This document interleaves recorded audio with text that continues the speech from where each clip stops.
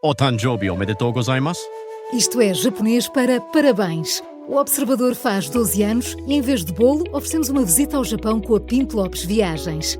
Assine por apenas 39,90€ e habilite-se a ganhar. 12 anos a escrutinar o poder, 12 mil quilómetros para celebrar. Assine hoje em observador.pt. Arigatou. Horas.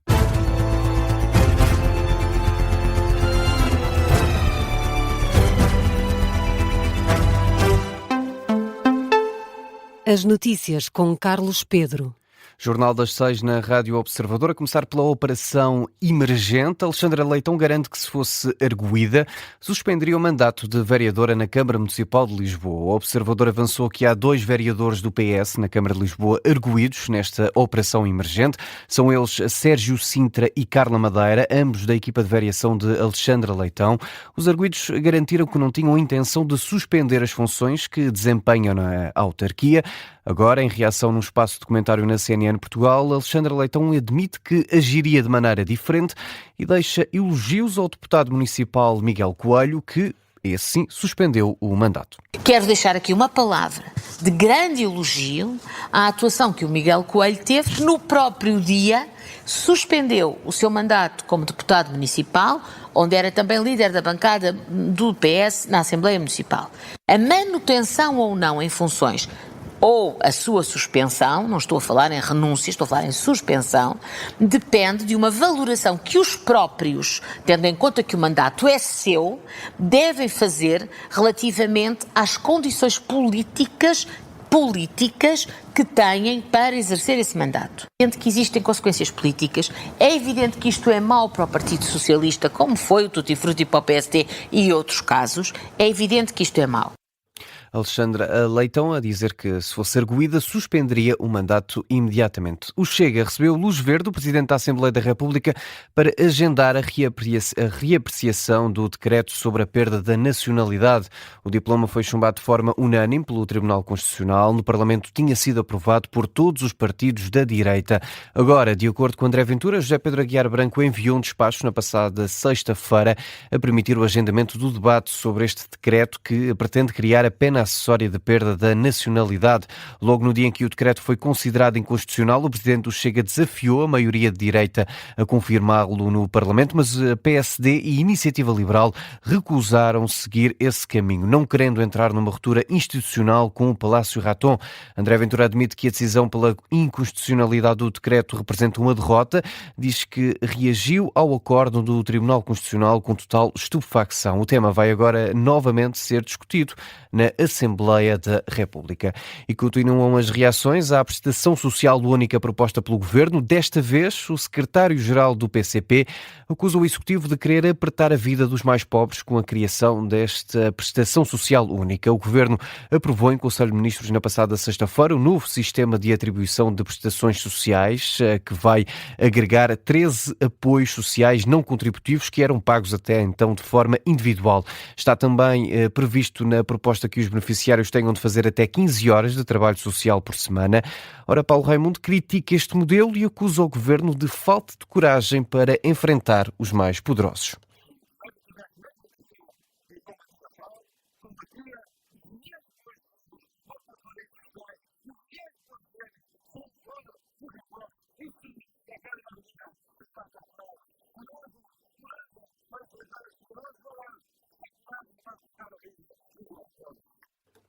Paulo Raimundo, declarações do secretário-geral do PCP em Évora, diz que esta prestação social única vai apenas prejudicar ainda mais as classes mais baixas. Mais operacionais e mais meios, o dispositivo de combate a incêndios rurais volta hoje a ser reforçado pela segunda vez este ano. Vão passar a estar no terreno 13.335 operacionais, apoiados por 78 meios aéreos. As previsões apontam para condições climatéricas favoráveis à ocorrência de incêndios.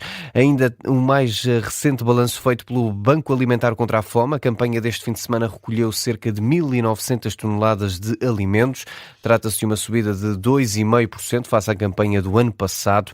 O aumento é a expressão de sempre reiterada e genuína solidariedade manifestada pelos portugueses, disse a presidente da Federação Portuguesa dos Bancos Alimentares, Isabel Joné, citada num comunicado da instituição. A campanha do Banco Alimentar envolveu mais de 40 mil voluntários em mais de 2.000 superfícies comerciais em todo o país.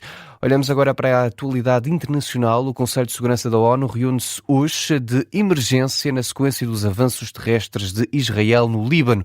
O pedido partiu de Paris após as forças israelitas terem assumido o controle da fortaleza medieval de Beaufort, no sul do Líbano.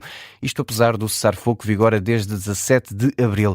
A França considera que estes avanços israelitas violam os compromissos assumidos neste cessar-fogo. Também a Alemanha diz que o cenário é motivo de preocupação séria e alerta para a possibilidade de novas ondas de deslocados no Líbano.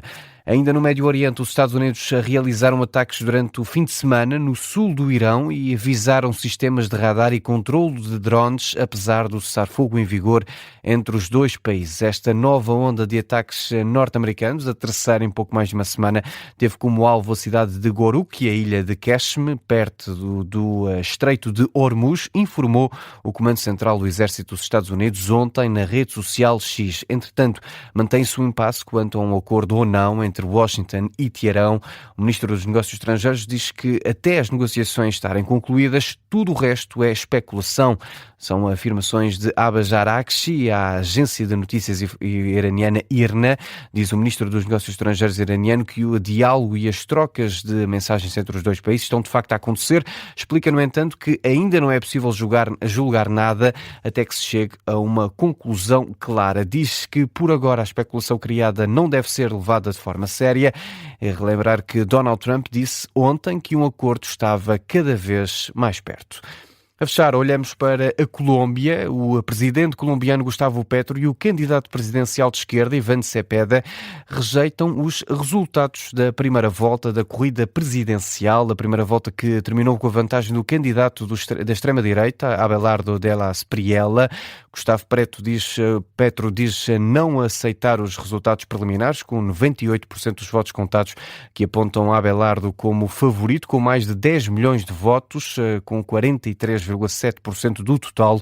O presidente colombiano, que não se pode recandidatar, deixa críticas ao sistema eletrónico e garante que apenas reconhecerá a contagem oficial emitida pela Justiça da Colômbia.